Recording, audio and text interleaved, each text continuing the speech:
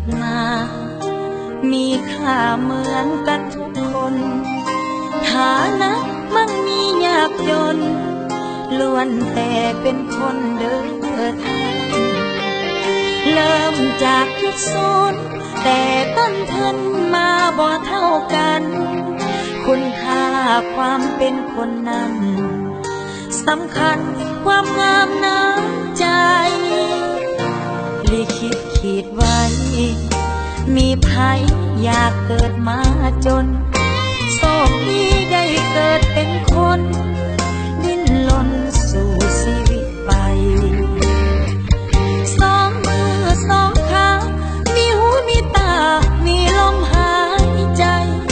ชีวิตเลือกเกิดบ่ได้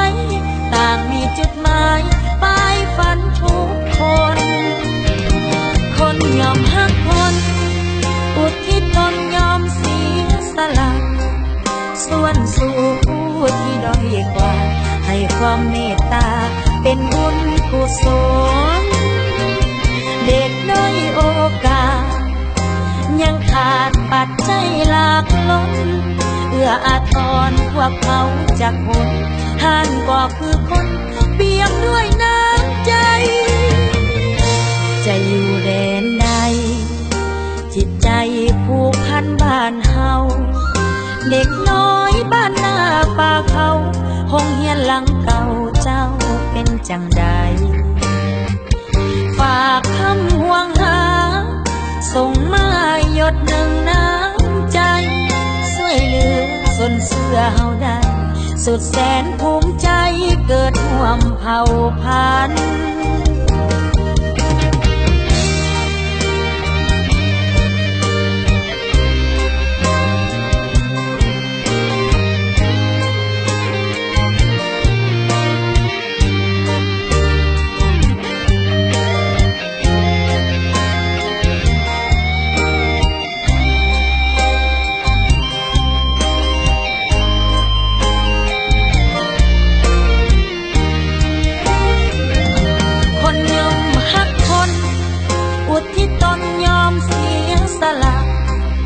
ส่วนสู่ผู้ที่ด้อยกว่า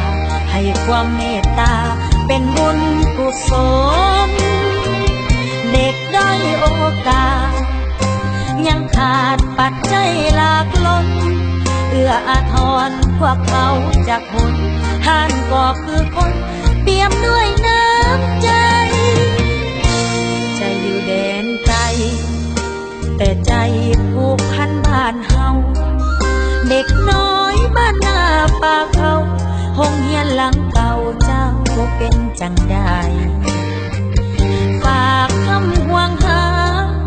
ส่งมาหยดหนึ่งน้ำใจช่วยเหลือส่วนเสื้อเฮาได้สุดแสนภูมิใจเกิดร่วมเผ่าพันธุ์